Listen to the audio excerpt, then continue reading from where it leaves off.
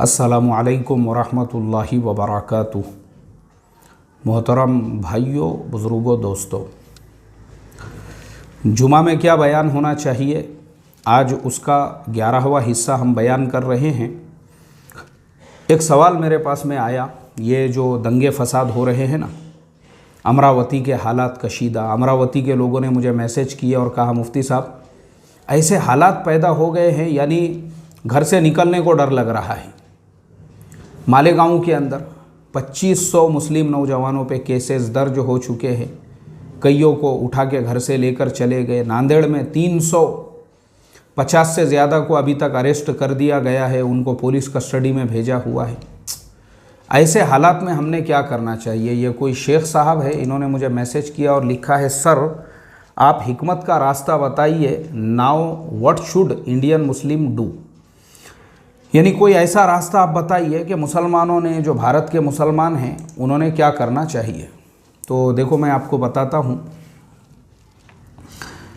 वो रास्ता जो अल्लाह के नबी सल्लल्लाहु अलैहि वसल्लम की सीरत हमारे लिए नमूना है, सहाबा वाला रास्ता।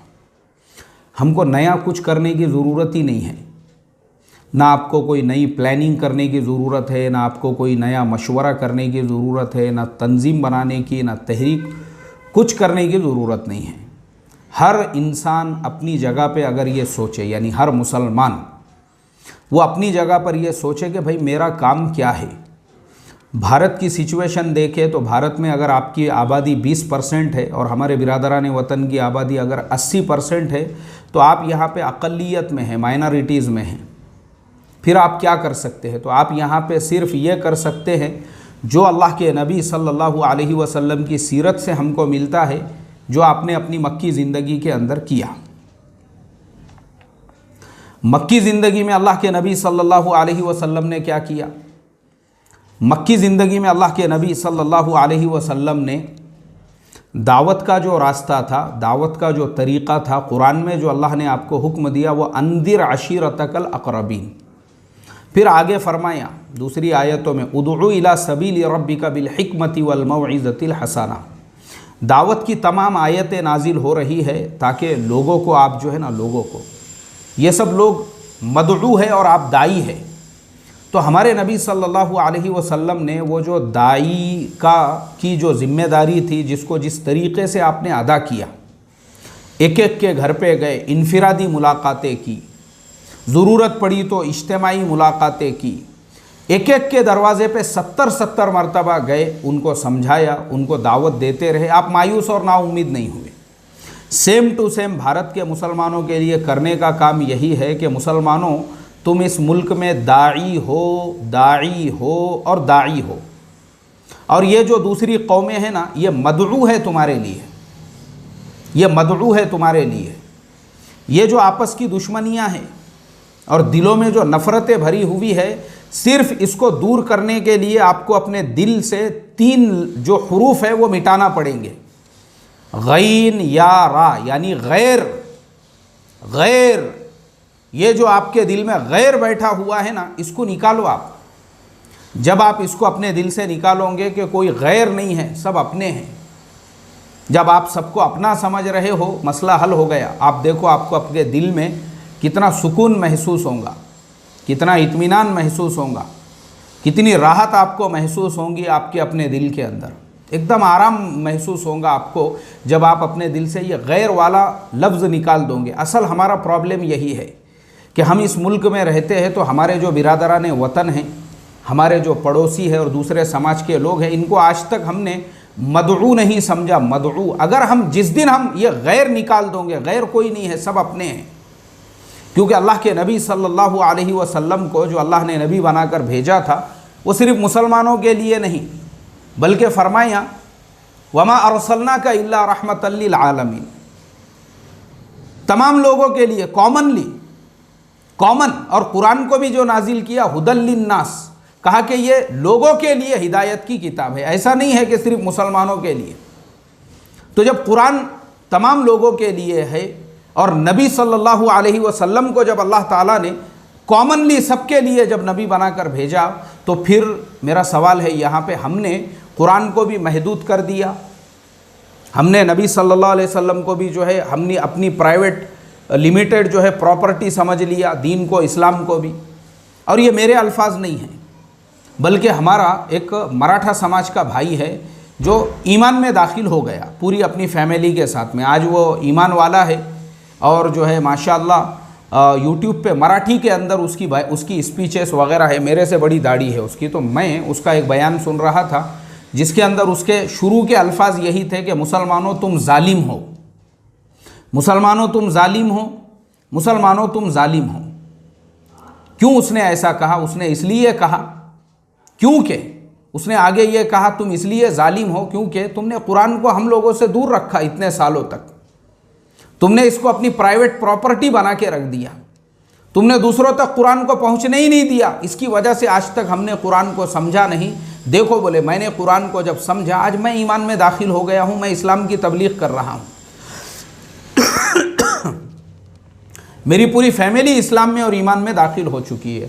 اور صرف یہ اس نوجوان کے الفاظ نہیں ہیں، بلکہ مجھے یاد ہے اچھی طرح سے ہریانہ کے ایک بہت بڑے پنڈت جی، میں سوامی ان کا نام بھول رہا ہوں، جو اکثر پروگراموں وغیرہ کے اندر بھی آیا کرتے تھے. ابھی ان کا جو ہے کورونا کے ٹائم پہ ان کی وفات ہو چکی ہے. اور تقریباً آج سے کورونا سے کچھ دنوں پہلے کی ہی بات ہے، وہ پونا تشریف لائے تھے. تو ان کا ایک جگہ پہ قیام تھا گورنمنٹ گیسٹ ہاؤس کے اندر. ہم لوگ ان سے ملنے کے لیے گئے. لگا تو میں ساتھ میں فوٹو جوڑ دوں گا. جب ہم ان سے ملاقات کے لیے گئے، وہ تو بڑی ہستی ہے، انٹرنیشنل لیول کے جو ہے وہ پنڈت تھے، سوامی جی تھے.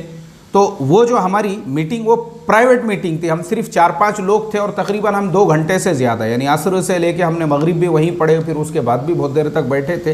یہ ساری گفتگو کے درمیان میں انہوں نے کہا کہ دیکھو آج کے زمانے کے مسلمانوں کی سب سے بڑی غلطی اور سب سے بڑا قصور جو ہے نا، وہ یہ ہے کہ مسلمانوں نے اللہ کا تعارف ہی لوگوں سے یہ نہیں کرایا کہ قرآن کا پہلا لفظ کیا ہے، پہلی آیت کیا ہے، الحمدللہ رب العالمین. تعریفیں کس کے لیے ہے؟ اس رب کے لیے جو عالمین کا رب ہے. تو بولے یہاں پہ رب المسلمین کہاں ہے؟ یہ انہوں نے سوال کیا. بولے قرآن کی پہلی آیت الحمدللہ رب العالمین. آپ بتاؤ بولے رب المسلمین یہاں پہ کہاں ہے؟ جب اللہ رب العالمین ہے، خود اعلان کر رہا ہے، تو تم نے اللہ کو، رب کو اپنی پرائیویٹ پراپرٹی بنا کے کیوں رکھا؟ میرا سوال ہے بولے تمہارے سے.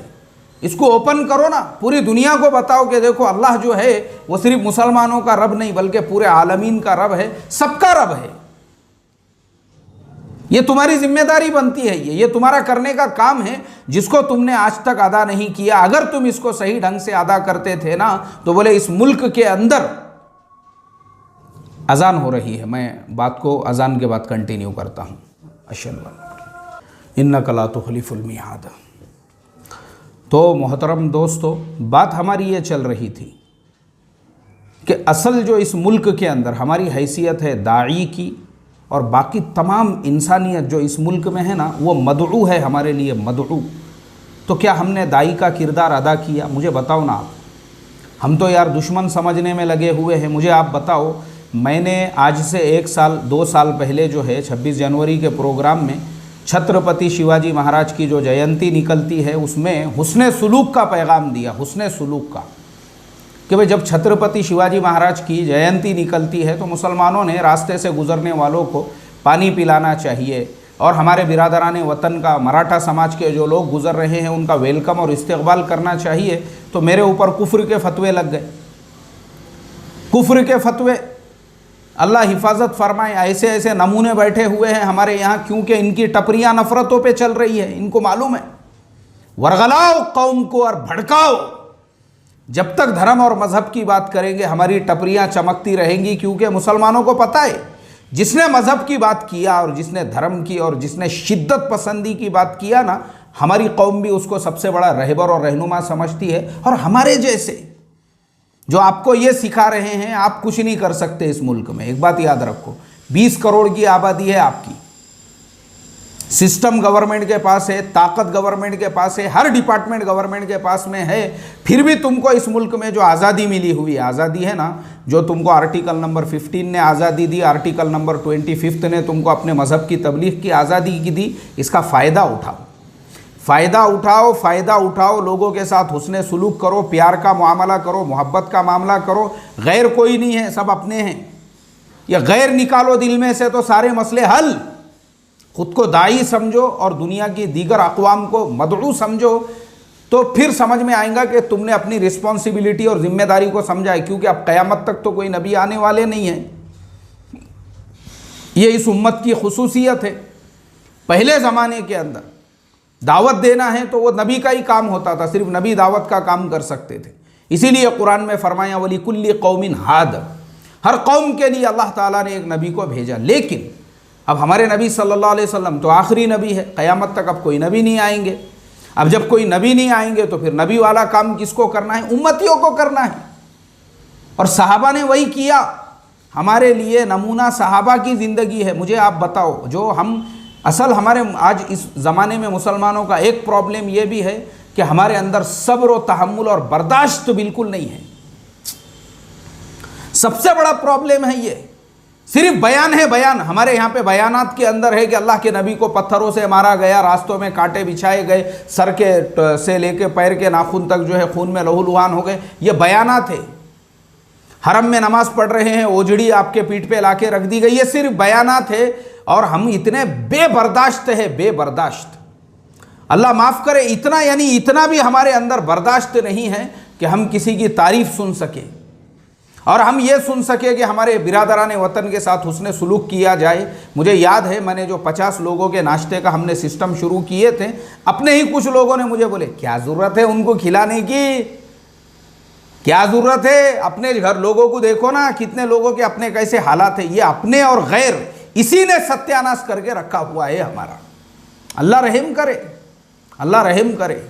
یہ پرابلم ہے ہمارا، برداشت نہیں، حسن سلوک کرنے کو ہم، ارے بھائی جو کرنے کے کام ہے نا، جو سوال پوچھا تھا، یہ جن صاحب نے جو سوال پوچھا تھا شیخ صاحب نے، now what should Indian Muslim do, تو ہمارا کام یہی ہے، حسن سلوک، پیار محبت، اخلاق اور کردار۔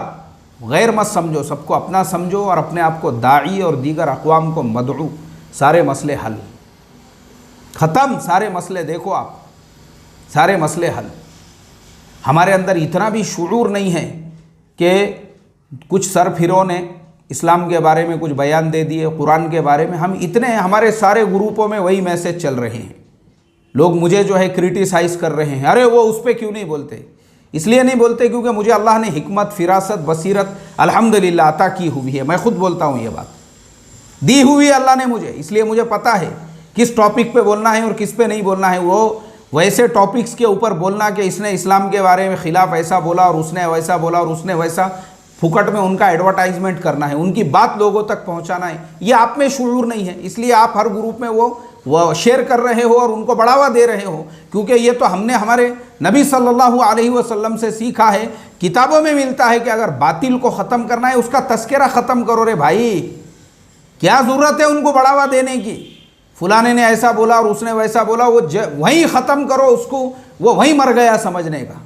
ہم ہی اس کو بڑھاوا دے رہے ہیں کیونکہ ان کا تو مقصد ہی یہ ہے، مقصد ہے ان کا تم کو ورغلانے کا، بھڑکانے کا، اکسانے کا، اچکانے کا، تاکہ پھر یہ ایسے حالات پیدا ہو جو امراوتی میں پیدا ہوئے تو وہاں پہ تقریباً 300-400 کے اوپر کارروائی، مالیگاؤں میں پیدا ہوئے 2500 ان کے اوپر کارروائی، ناندیڑ میں کچھ مسئلہ ہوا وہاں پہ 300 سے اوپر پہ کارروائی۔ کون ذمہ دار ہے؟ یہ تو مقصد تھا ان کا، وہ کامیاب ہو گئے اور تم بیٹھے ہوئے واٹس ایپ کے چیمپئن بن کے، تم کو شعور ہی نہیں ہے۔ ہاں ہم کو اسی لیے میں نے آج تک وہ ٹاپکوں پہ اس لیے نہیں بولا، کرم ہے اللہ کا کروڑوں درجے الحمدللہ۔ یہ قرآن کریم جو ہے ہمارے بھی الحمدللہ سینے میں محفوظ ہے، اس کی برکت سے روزانہ پورے اہتمام سے اس کی تلاوت کرتے ہیں ہم الحمدللہ، اس کی برکت سے اور اللہ کے نبی صلی اللہ علیہ وسلم کی سیرت کی برکت سے اللہ نے اتنا ہمارے سینے کو بھی کھولا ہوا ہے۔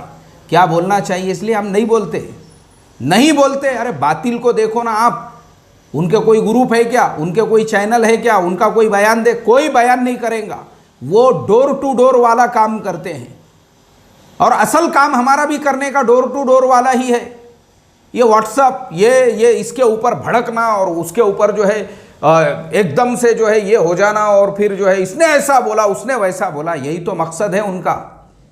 اس لیے یہ سب چیزوں کو اوائڈ کرو، اور جو ڈور ٹو ڈور والا کام ہے، اپنے آپ کو داعی، دوسری اقوام کو مدعو، حکمت، پیار، محبت، سب کو اپنا سمجھو، اپنا سارے مسئلے حل، کوئی غیر نہیں ہے، سب اپنے ہیں، چاہے وہ ہندو ہو، چاہے وہ سکھ ہو، چاہے عیسائی ہو، چاہے دلت ہو، کوئی بھی سماج کا ہو، چاہے وہ آدیواسی ہو، کوئی بھی ہو، وہ سب ہمارے اپنے ہیں۔